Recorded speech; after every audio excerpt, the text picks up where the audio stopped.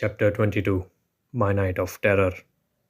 चीड़ के पेड़ पर मेरे उस अनुभव के बाद कई दिनों तक मेरा आदमखोर से कोई संपर्क नहीं रहा। वह टूटे फूटे इलाके में वापस नहीं आया और ऊंचे इलाकों में खेती वाले क्षेत्र के ऊपर फैले मीलों लंबे जंगलों में मैंने ना तो उसका कोई निशान पाया, ना ही उस मादा का जिसने उसकी जान बचाई थी। इन जंगलों में मैं ज़्यादा सहज महसूस करता हूँ, और अगर तेंदुए वहाँ कभी भी होते हैं तो मैं उन्हें ढूंढ निकालता, क्योंकि जंगल के पक्षी और जानवर मेरी मदद करते। मादा जो स्वभाव से बेचैन थी, साफ तौर पर अपने इलाके से काफ़ी दूर निकल आई थी।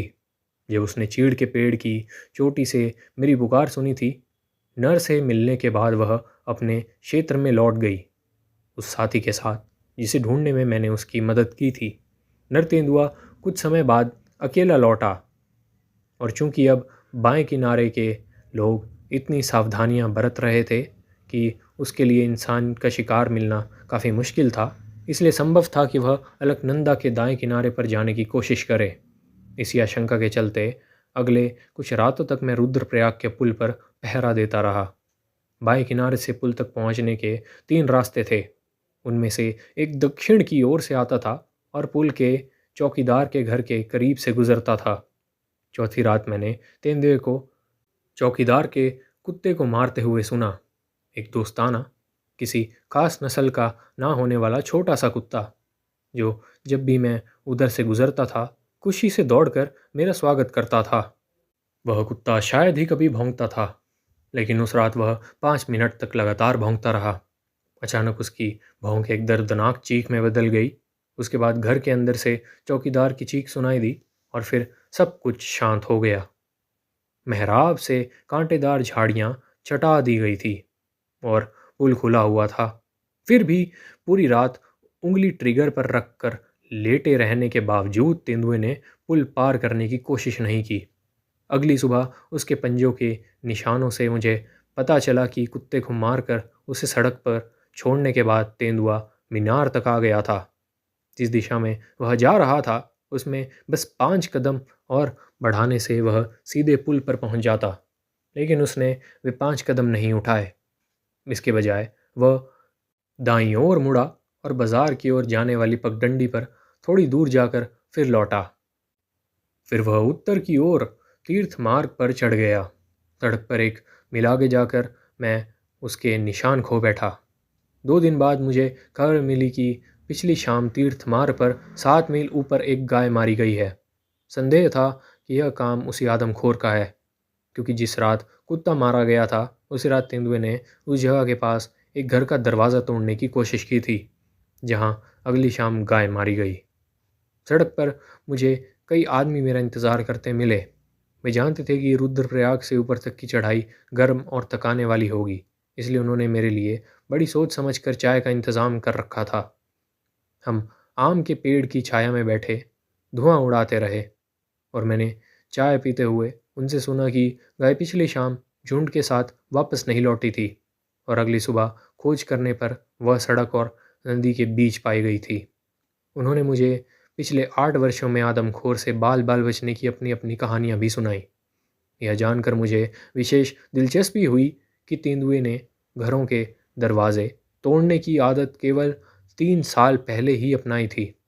उससे पहले वह उन लोगों को उठाता था जो घर के बाहर होते थे, या जिन घरों के दरवाजे खुले रह जाते थे। अब उन्होंने कहा, शैतान इतना निडर हो गया है कि कई बार जब वह दरवाजा नहीं तोड़ पाता तो कच्ची दीवार में छेद खोद कर अंदर घुस जाता है और शिकार तक पहुंच जाता है। जो लोग हमारे पहाड़ी लोगों को नहीं जानते या अलौकिक शक्तियों के प्रति उनके भय को नहीं समझते, उन्हें यह अविश्वसनीय लगेगा कि अपने साहस के लिए प्रसिद्ध और युद्ध भूमि में सर्वोच्च सम्मान पाने वाले लोग भी किसी तेंदुए को दरवाज़ा तोड़ने दें या घर की दीवार में छेद करके भीतर घुसने दें, जबकि उन घरों में कई बार कुल्हाड़ियाँ, खुखरी या कुछ मामलों में आग्नेयास्त्र तक मौजूद होते थे।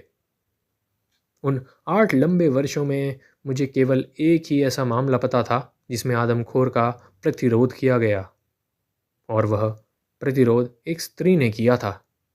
वह अकेली एक घर में सो रही थी जिसका दरवाज़ा उसने बंद नहीं किया था।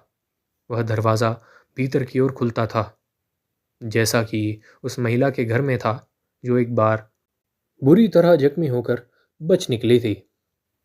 कमरे में घुसते ही तेंदुए ने उस स्त्री की बाईं टांग पकड़ ली। जैसे ही वह उसे घसीटता हुआ ले जाने लगा, उसका हाथ एक गंडासा मवेशियों के चारे काटने का औजार पर पड़ गया और उसी से उसने तेंदुए पर वार किया। फिर भी तेंदुए ने पकड़ नहीं छोड़ी और पीछे की ओर कमरे से बाहर निकलने लगा। इसी दौरान या तो स्त्री ने दरवाज़ा बंद कर दिया या वह अपने आप बंद हो गया। किसी भी हालत में स्त्री दरवाजे के एक ओर थी और तेंदुआ दूसरी ओर। तेंदुए ने अपनी अपार शक्ति लगाई और उसकी टांग शरीर से अलग कर दी। अगले दिन गढ़वाल से संयुक्त प्रांतों की विधान परिषद के सदस्य मुकंदी लाल, जो उस समय चुनाव प्रचार पर थे, उस गांव में पहुंचे और उसी कमरे में एक रात बिताई। लेकिन तेंदुआ वापस नहीं आया। परिषद में दी गई अपनी रिपोर्ट में मुकंदी लाल ने बताया कि केवल उसी एक वर्ष में तेंदुए ने 75 इंसानों की जान ली थी और उन्होंने सरकार से आदमखोर के खिलाफ सशक्त अभियान शुरू करने की मांग की। माधो सिंह और एक गांव वाले को रास्ता दिखाने के लिए साथ लेकर मैं उस जगह पहुंचा जहां गाय मारी गई थी। गाय को सड़क से लगभग एक चौथाई मील दूर और नदी से 100 गज की दूरी पर एक गहरी खाई में मारा गया था। खाई के एक ओर बड़े बड़े पत्थर थे जिसके बीच घनी झाड़ियां उगी थी और दूसरी ओर कुछ छोटे पेड़ थे, लेकिन उनमें से कोई भी इतना बड़ा नहीं था कि उस पर बैठा जा सके। पेड़ों के नीचे और शव से लगभग 30 गज दूर एक चट्टान थी जिसके नीचे थोड़ा सा खोखलापन था। मैंने वहीं बैठने का फैसला किया। माधो सिंह और गांव वाले दोनों ने ज़मीन पर बैठने का ज़ोरदार विरोध किया, लेकिन यह मेरे रुद्रप्रयाग आने के बाद पहला शिकार था और ऐसी जगह था जहां तेंदुए के जल्दी आने की बुरी संभावना थी, लगभग सूर्यास्त के समय। इसलिए मैंने अपनी आपत्तियां अनसुनी कर दी और उन्हें गांव वापस भेज दिया। मेरी जगह सूखी और आरामदेह थी। पीठ चट्टान से टिकी हुई थी और पैरों को छिपाने के लिए एक छोटी सी झाड़ी थी। मुझे पूरा भरोसा था कि तेंदुआ मुझे देख नहीं पाएगा और मैं उसे अपनी मौजूदगी का आभास होने से पहले ही मार दूंगा। मेरे पास एक टॉर्च और एक चाकू था और अच्छी राइफल घुटनों पर रखे हुए उस एकांत और शांत जगह में मुझे लगा कि तेंदुए को मारने का यह अवसर अब तक के सभी अवसरों से बेहतर है। मैं बिना हिले डुले सामने की चट्टानों पर नज़र जमाए पूरी शाम बैठा रहा। हर बीतता पल उस समय को और करीब ला रहा था जब निश्चित और बेखबर तेंदुआ निश्चित रूप से अपने शिकार पर लौटेगा। वह समय आया और गुजर भी गया। आसपास की चीज़ें धुंधली और अस्पष्ट दिखने लगी थी। तेंदुआ मेरे अनुमान से थोड़ा देरी से आ रहा था, लेकिन इससे मैं चिंतित नहीं था। मेरे पास टॉर्च थी। शेफ केवल 30 गज दूर था और मैं गोली चलाने में पूरी सावधानी बरतने वाला था। किसी घायल जानवर से नहीं चिपटना चाहता था। गहरी खाई में पूर्ण सन्नाटा था। पिछले कुछ दिनों की तेज़ धूप से जिस ढलान पर मैं बैठा था वहाँ के सूखे पत्तों को बारूद सा बना दिया था।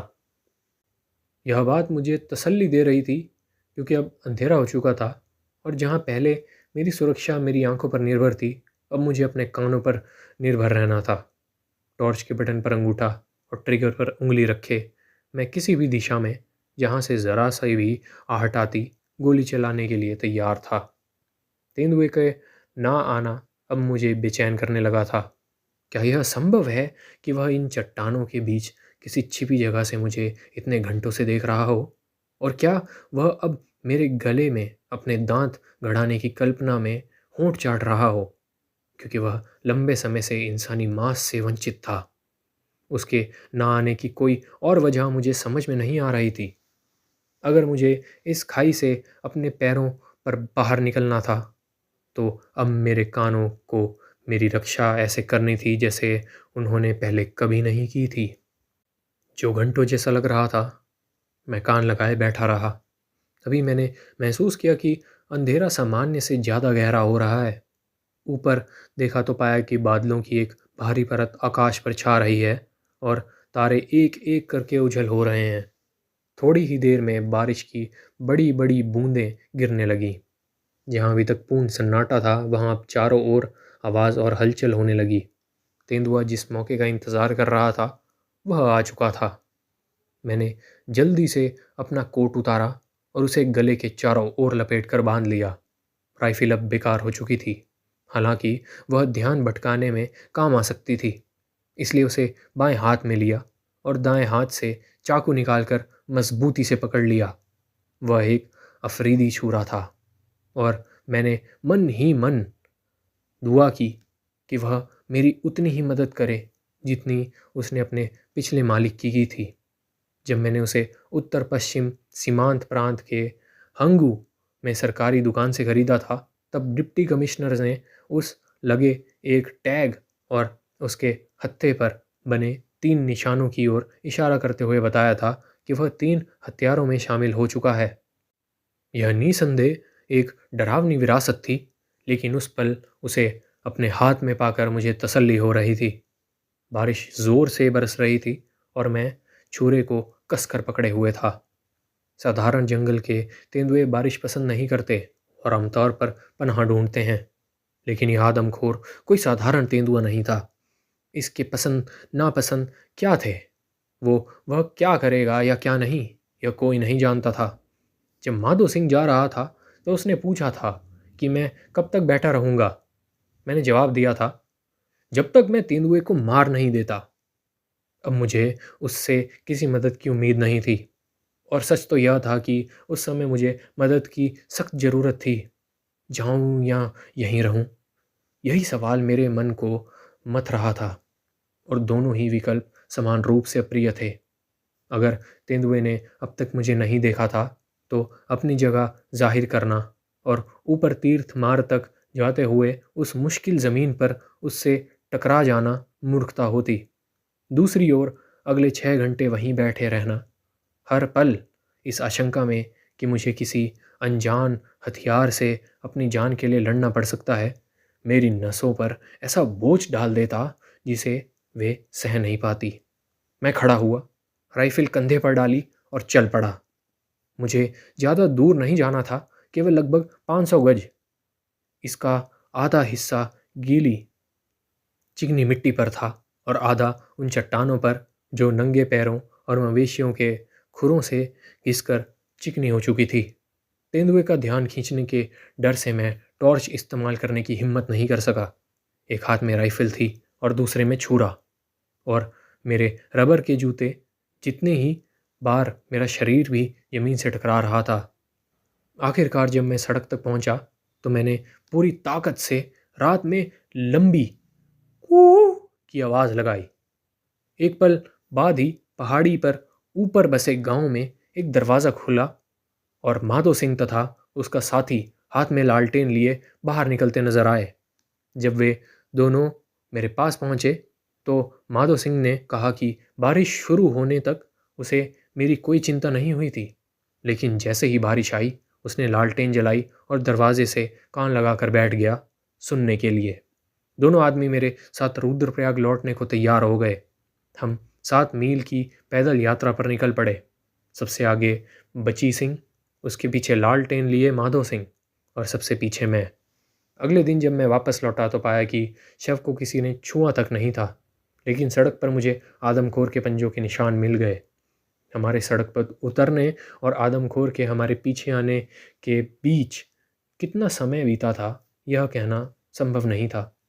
जब मैं उस रात को याद करता हूँ तो उसे अपनी भय की रात के रूप में याद करता हूँ। मैं अनगिनत बार डरा हूँ, लेकिन वैसा डर मैंने कभी महसूस नहीं किया जैसा उस रात हुआ था, जब अचानक आई बारिश ने मेरी सारी सुरक्षा छीन ली और मेरी रक्षा के लिए मेरे पास सिर्फ एक हथियारे का छुरा छोड़ दिया।